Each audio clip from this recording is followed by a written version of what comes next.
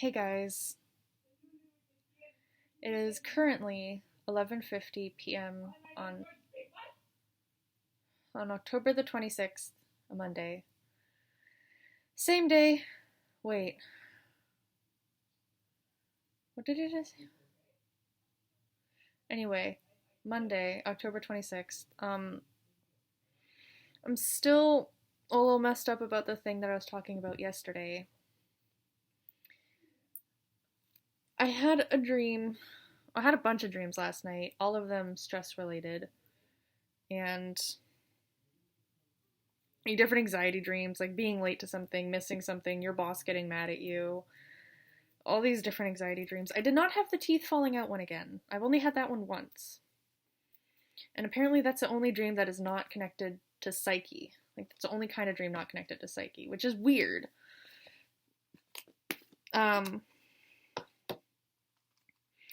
But I dreamed about Sean last night in one of the anxiety dreams.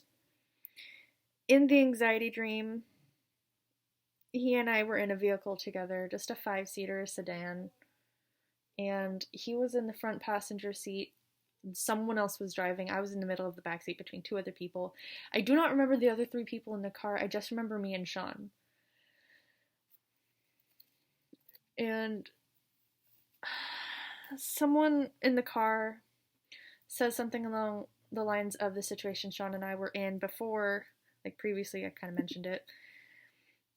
And they were just kind of like, oh yeah, brought it up, but at least it's over now, right? And like, we're past that mess. And Sean turns around from the front seat to look at me, and he just kind of like, here, let me get into this. Like, he turns around, he's just like, yeah, at least we're over it. And then fucking turns back around. I'm like, I don't know what I'm supposed to do with this information. Like, is that supposed to mean you're not over it? Like, because, like, in my dream, it sure as hell felt like you weren't. And it felt like I wasn't. But the thing is, I talked with my partner yesterday about everything and why I can't go back to him. I can't go back to Sean unless, I break things off with my partner. And I don't necessarily want to do that because, it's been X amount of years. We're talking about serious future stuff. We've been talking about serious future stuff. And I don't necessarily want to throw that out for a friend of a friend that is now my friend. Regardless of how we may feel about each other in the short term, because we don't really know each other all that well. But like, my psyche or my subconscious is telling me otherwise. So I did a tarot reading about it. I've been doing tarot readings about this periodically, just to, help myself get a better perspective on things. So I brought my tarot cards out. They're a very pretty deck. I won't show them here because I don't think this channel is comfortable enough yet for it, if that makes any sense. And I did a reading and asked 3 questions. It's like, what is my subconscious trying to tell me? Why is it trying to tell me this? And, or like, what is it trying to get me to focus on? Why? And how I can move past it. For the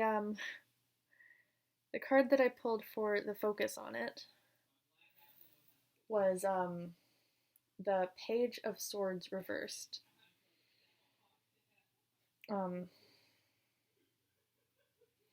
Which is basically like, you made a decision, now there is disappointment around it. There's a lot of failure, a sense of loss associated with that decision now. And it's trying to get me to focus on it because, and here I pulled the Eight of Cups reversed, because even though I know I need to accept and move past this loss, there is still this immense loss and grief going to happen along with moving past it. And it's like, yes, I know this already. What else is there that you can tell me? What's new for me?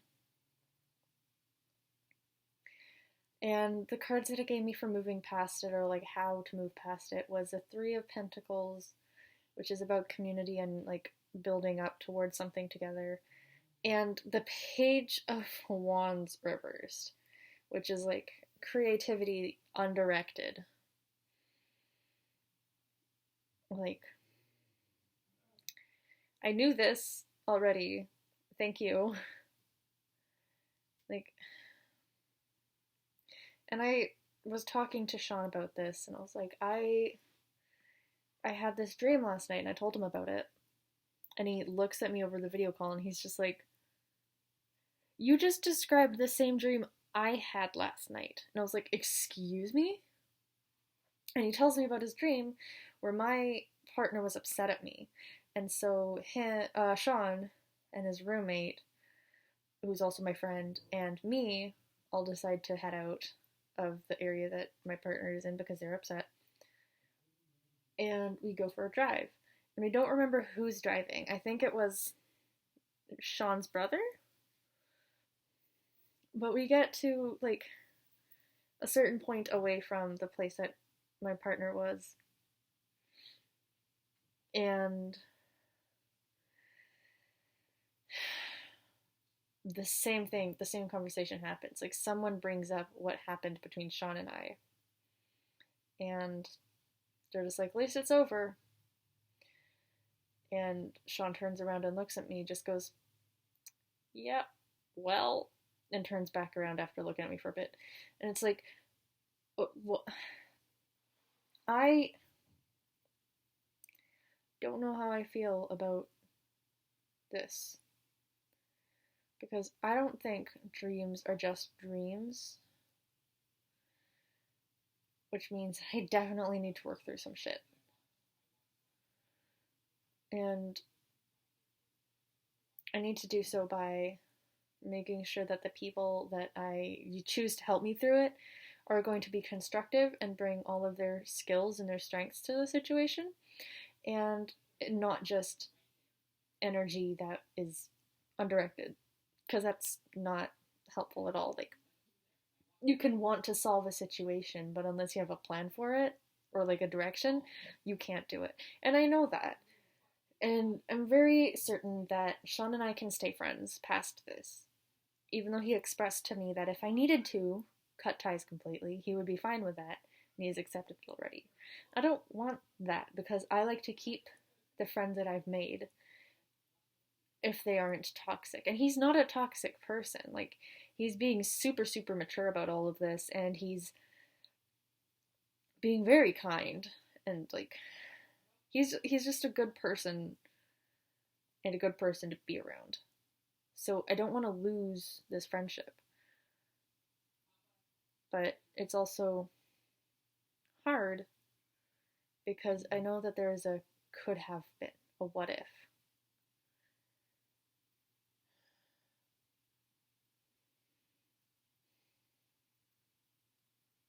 I think the what ifs in my life are what kills me. Like, I think that is going to be my downfall. Like, I'll make a decision that I know is good. I'm like, but what if the other one was better? You know? Like, when I left home, it's like, what if it was better if I stayed? Like, when I moved out across the country, it was like, what if I had just stayed with my boyfriend at the time?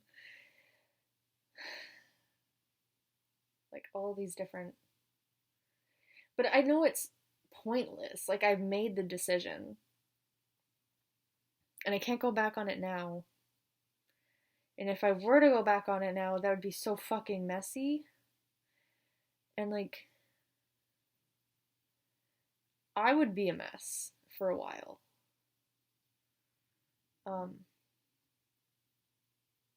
my social circles would probably suffer a little bit. Um, I would want to stay friends with my partner as well. I think that's one of my fatal flaws is I'll try to stay friends with freaking anybody. Like even Caleb that I mentioned in the first video, PTSD one. Um, I'll explain that one later.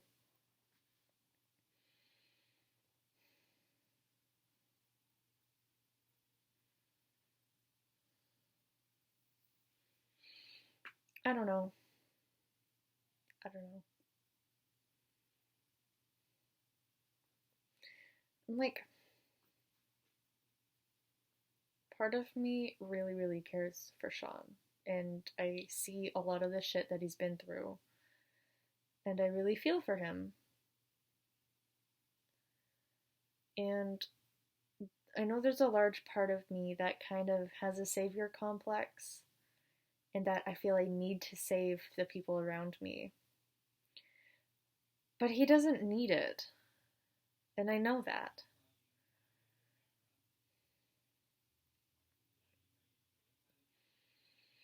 Except when we were talking about like pulling back and like letting things like letting the dust settle and letting people adjust and letting me adjust to my partner being back from their trip, he Sean mentioned to me that I pulled him out of a really dark place that he wasn't really sure he would be able to get out of. So like knowing that I did that for him,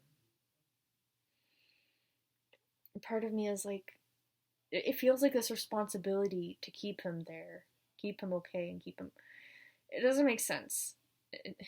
Savior complex, right? It's not supposed to make sense.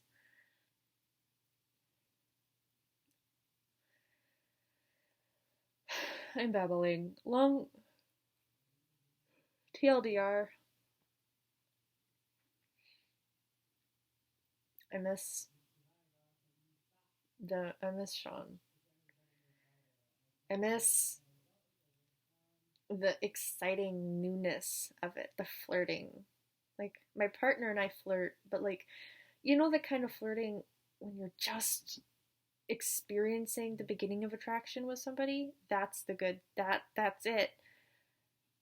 That was what Sean and I were having.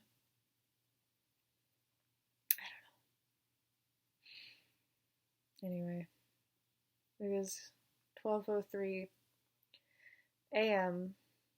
on October the 27th. I need to sleep.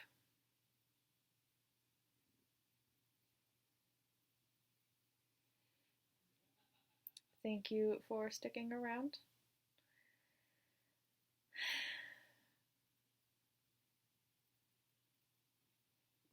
I'll talk to you next time.